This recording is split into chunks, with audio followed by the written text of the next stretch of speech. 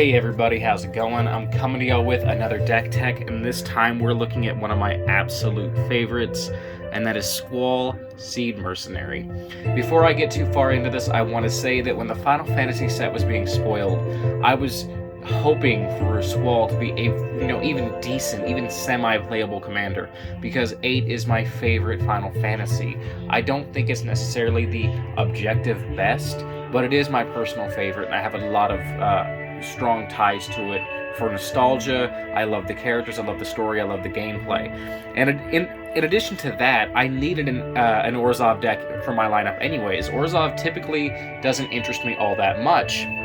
And so when I saw Squall and his ability, I knew immediately, yes, this is perfect. It's a perfect fit. It's a match made in heaven. I have to have this. And so I was very happy to see how buildable he was. Now, I will say, I did not expect him to be this powerful. My initial iteration of Squall was as a kind of weird exalted aggro deck with a Voltron sub-theme. And that build is decent. However, the strongest build, in my opinion, is the board control build, which is what I have here today. And this is a very, very powerful bracket 3. Okay, I have played this against bracket 4 decks, and I have locked them out of the game. Matter of fact, there was one night I was playing with my local bracket 4 play group, because I play in 2 groups, one that's usually like brackets 2 and 3, one that's brackets 4 and 5. And we were playing bracket 4, and I was up against Taval, Hashiton, and Celis. And I was on Squall, and it took them 4 games before they finally managed to beat Squall. Squall was winning all of those games, and they literally wouldn't allow me to change decks until they beat it. It is that oppressive of a board control commander if you happen to get the right hand. Now, that said, I built this for bracket 3. I do turn it into a bracket 4 by adding Cataclysm in to certain games, and this is something I started doing after that when I began getting focused down and having to 3v1 in bracket 4 tables, which was not something I felt I was equipped to do. So I figured I'll swap this in, and I just pulled the Divine Reckoning out to put this in for bracket 4 games. Alright, that's enough rambling. Let's get into the deck. So Squall, 4 mana, 3/4 with Rough Divide, so whenever a creature you control attacks alone, it gets double strike till end of turn. Text it has in common with Cipher. And whenever Squall deals combat damage to a player, return target permanent with mana value 3 or less from your graveyard to the battlefield. This is actually insane, because everything else in the set that did something kind of similar required the card to go away forever afterwards, not just put a finality counter on things. Cipher exiles the instants or sorceries he casts from your graveyard. Squall lets you keep recycling the same ones, and this is honestly a massive oversight in my opinion, because it basically means that Squall can just lock the board down with Fleshbag Marauder effects and Aura of Silence effects to just keep all the problematic creatures, artifacts, enchantments, and even lands off the field due to Strip Mine. And so, it's incredibly powerful. It really, really is an incredibly powerful general. So let's just move this aside, and we'll talk about the 99. So the mana base I don't want to spend too much time on, because mana bases are mana bases. They're kind of boring. Command Tower, Exotic Orchard, Tainted Field, Vault of Champions. I didn't even really organize this all too much for just this typical mana-producing lands. Concealed Courtyard, Isolated Chapel, Sheltered Sanctum, Scrubland, Shadow Snarl, Caves of Koilos. Oops. Gotta keep the deck up, right? Godless Shrine, Fetid Heath. Bajuka Bog is utilitarian. We can take out opposing graveyards. There are a lot of graveyard decks in the format. And then for basics, I have 1, 2, 3, 4 planes. I really should have put something inside the deck box to keep it from falling over. And then 1, 2, 3, 4 swamps. Okay, so moving these lands out of the way, we have lands that are more synergistic with the deck, and that is my fetch land package. So Squall can return lands. So at his worst, if you've got a fetch in your graveyard, Squall is going to ramp you 2 mana during your turns, for as long as you have lands in your deck that he can fetch. So Marsh Flats, Arid Mesa, Flooded Strand, Windswept Heath, Bloodstained Mire, Polluted Delta, Fabled Passage, and Prismatic Vista all ensure you can get ahead of your opponents. Strip Mine is just the best of these effects. You can run Wasteland as well for redundancy, because it is mostly for taking care of problematic non-basic lands. However, Strip Mine I like better just because we can also hit basics and lock people out of their colors, and we only really need one of these effects in our deck unless we get hit with Graveyard Hate, which typically when you do, you switch over to a Voltron strategy instead of a huge Graveyard Recursion strategy. Then we have Command Beacon, aptly reskinned to Balam Garden, as you can hear in the background, which allows us to get our commander back when he inevitably gets killed for the upteenth time because people get sick of dealing with him. And what's great is Squall can then recur the Command Beacon to help us dodge paying command attacks. Ramp is also boring to talk about. I want to kind of just breeze through this. We got Soul Ring, Wayfarer's Bauble, which Squall can recur. It's kind of slow, but he can do it. Felwar Stone, the Soul Stone, Orzhov's Signet, Arcane Signet, Talisman of Hierarchy, Thought Vessel, Mind Stone. I play all 1 and 2 mana rocks because I want to guarantee Squall on turn 3 at the absolute latest. So there are technically 3 mana rocks in this deck, but they're here for other reasons. You'll see them later. Some more lands. We're into the Evasion package for the deck, and that's because Squall really needs to ensure that he gets in and deals damage to our opponents. So we need ways to guarantee that Squall's going to connect, and some lands actually happen to help with that strategy. So the Black Gate, when it enters, you may pay 3. If you don't, it enters tapped. It can tap for a black mana, but it also has the important text of pay 1 and a black, choose a player with the most life or tied for the most life, and the target creature can't be blocked by that player this turn. So we just go after who has the most life, we'll make Squall unblockable to that player, and we punch face. Shizo Death Storehouse is similar. We can pay a black and tap to give target legendary creature fear until end of turn, which means it can't be blocked except by black or artifact creatures, which is often just unblockable. Giver of Runes and Mother of Runes in the deck both ensure that he gets in through our opponent's colored creatures. Then we have Trailblazer's Boots, Brotherhood Regalia, Silver Shroud Costume, Prowler's Helm, and Key to the City as additional ways to make him unblockable.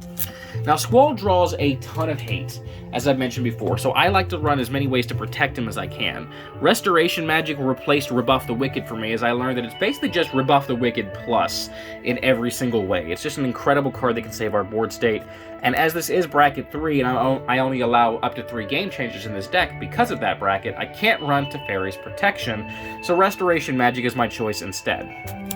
Selfless Spirit is great, can protect our board by giving them indestructible until end of turn when we sacrifice it, and Squall can recur it. Here's a funny one. This is Spectacular Spider-Man, but I printed the Through the Omen Paths version because I didn't want Marvel in the deck, which is a contradiction because I have the Soul Stone, but whatever. I didn't want to look at Spider-Man, okay? But it is a flash card that can come down and save our board by giving our creatures hexproof and indestructible until end of turn, and of course Squall can recur it to ensure that we can keep our board state around. Bastion Protector pulls double duty in this deck by giving Squall indestructible but also +2/+2, so he's swinging for more commander damage in case we do have to go on that Voltron sub-theme. Swiftfoot Boots and Lightning Greaves both ensure Squall gets in, can attack the turn he comes into play, as well as protect him from opposing removal. Then I like to run Imp's Mischief, Withering Boon, which is a black remove soul, and Lapse of Certainty as counter magic against our opponent's plays. Vorpal Sword is a kind of cute include in the deck. I have killed people with it. It absolutely does work because, you know, gives them +2/+0 and Death Touch. Death Touch with the double strike means he's winning in combat if they are able to block him, but it also makes them not want to block him. And if they don't block him, we can pay 8 and they just lose the game. And we'll always do this on the second strike from double strike, that way we get the full value from the first hit. So kind of a really fun include that I enjoy playing. Is it the strictly best choice? No, but it is a choice I do enjoy. I will be dead and buried before I take Lionheart out of this deck. No, it is not a good card. No, it does not belong in this deck, and that pisses me off, because if they just made it cost 3, Squall could have at least recurred the Lionheart, so it would have been something. But no, cost 4, gives 2/1, shock something on ETB, I don't care. I will never cut Lionheart from Squall. Move out of the bracket. More general removal, we have Path to Exile and Swords to Plowshares. These both just deal with single target threats. Damn can be a single target removal spell as well as being a board wipe. I actually count it towards my single target removal package though. And then for my 3 real board wipes, I choose Divine Reckoning, Tragic Arrogance, and Single Combat. because they allow us to make sure Squall is the only creature we have on the board, which is all we need, and our opponents only end up getting to keep one creature. Tragic Arrogance is the best of these because we get to choose what everyone keeps, but even still, Single Combat really good because Sacrifice is very powerful, gets around indestructible. Divine Reckoning, by far the worst in the deck, but like I said, I swap it for Cataclysm when playing Bracket 4. And if you're planning to build this Bracket 4, Cataclysm is just the better include. Alright, into the mean stuff of the deck. I was saving this kind of towards the end. Dalthy Voidwalker is really good because of all the other cards you're about to see. If a card would be put into an opponent's graveyard from anywhere, exile it with a Void counter instead. Tap, sack the Dalthy Voidwalker. Choose an exiled card your opponents own with a Void counter on it. You can play it without paying its mana cost. So, this allows us just to make sure that our opponents aren't able to do their own graveyard strategies. But beyond that, we can now take their best cards, their combo lines, and because this sacrifices and doesn't exile itself, Squall can recur it, which makes it really good with all of these. Accursed Marauder, Fleshbag Marauder, Demon's Disciple, Seal of Doom, Merciless Executioner, Plague Crafter, and Gravelighter, all of which can remove problematic creatures from our opponent's field, and we can recur all of them. Now, creatures aren't the only things we'll need to deal with when playing Magic at this level, so we also have Artifact and Enchantment Hate, Curious Farm Animals, which, you know, also can be searched for with something else on the deck. Westfold Rider, probably the weakest of these effects, but we still run it because we just need as much redundancy as we can. Seal of Cleansing, Cathar Commando, and Aura of Silence all take care of problematic artifacts and enchantments. Sometimes we get a little low on resources, though, and we need card advantage, so we get into our card draw package. Midgar City of Mako is a land, but we can also play the sorcery side for 3 mana to sacrifice an artifact or creature and draw 2 cards, which we often have just enough stuff laying around to sacrifice. Esper Sentinel, I mean, come on, you knew this was going to be here. It's way too good not to run. Mask of Memory, in particular, is incredible with Squall because we stack it to where we draw our 2 cards, discard 1 card, and then we can even get back the card we discard with Squall's trigger. And then we do it again, which is massive value. Command Sphere is a 3-mana rock, yes, but it also allows us to get the mana and draw a card, get it back with Squall, do instant speed combat tricks, tap it for more mana, sacrifice it for another card, do more stuff, get it back with Squall again. And so because we can kind of loop it that way, it's more usable in this deck than it would be in most others. I kind of think this is a bad card in most decks, but it's a very good one for Squall. Black Market Connections needs no explanation, it's just massive card advantage and a little bit of ramp. Fang Fearless, I don't even know, I didn't play 13, but allows us to draw 1 card per turn because something's leaving our graveyard. There are better card draw effects, which I might replace this with in the future, but it works for now. The Buster Sword, 3/3/2 means Squall is hitting for 12 commander damage, and when it deals damage, we draw a card, and then we can cast a spell from our hand without paying its mana cost if it has mana value equal to or less than the amount of damage dealt, which is our entire deck. Nothing in our deck costs more than 6 mana, and so Buster Sword is just draw 2, put 2 things into play, and make Squall a Death in 2 Swings commander. Blitzball is quite possibly the best draw spell in this deck. Yeah, 3-mana rock. Hear me out. So we have this on board, we swing with Squall. Squall's trigger goes onto the stack. We have now dealt damage with a legendary creature. We tap, we sacrifice the Blitzball, we draw 2 cards. Squall's trigger resolves, we bring the Blitzball back into play. Then his second hit goes on the stack. We sacrifice the Blitzball, we draw 2 cards. Then we bring the Blitzball back into play with Squall's second damage. Then we can sacrifice the Blitzball again after that and draw 2 more cards. And so we can draw between 4 and 6 cards during a single turn with the Blitzball, which is incredibly powerful. Sephiroth, this is kind of a draw card, because it does enter, we can sacrifice stuff and draw, whatever. It's mostly in here for that Blood Artist effect, because 1 Fleshbag will flip this over into its backside Sephiroth One-Winged Angel, which gives us a Blood Artist emblem and an effect we'll never use. Getting that as an emblem is important because it means our opponents can't get away from us, and our Fleshbag Marauder effects will slowly drain them to death.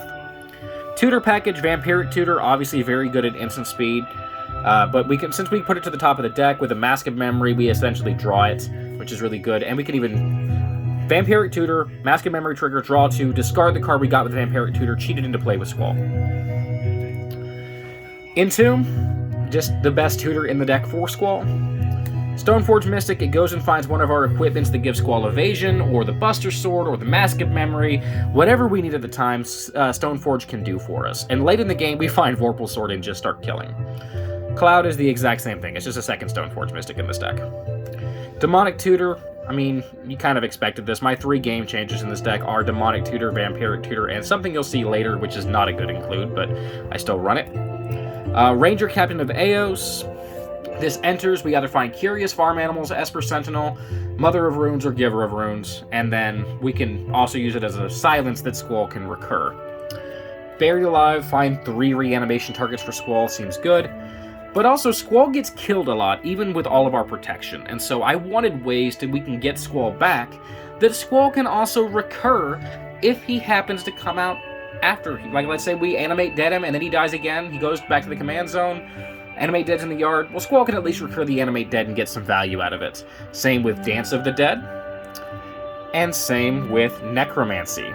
And then our final card is Opposition Agent, which honestly I just put in here because I wanted another game changer to make it a strong bracket 3. I used to run Boldus as Citadel. Didn't really like the way it affected my gameplay. It just kind of revolved a lot of games around Rush to Citadel and Play Citadel, and I wanted something a little bit different from that. Really the best third game changer for this deck is Turgid, and I will put Turgid in place of Opposition Agent once I get one, but Op Agent does come down, prevent tutoring, gives us advantage, and Squall can recur it, so you may even argue it is the right choice for this deck.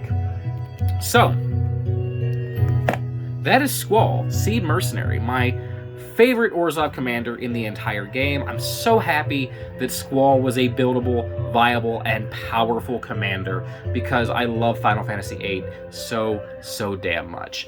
So if you want to build this deck, there are different ways to build it. You're seeing the bracket 3 way I built it. You can go bracket 4 and just tune the exact build up to 11 and really lock the board down.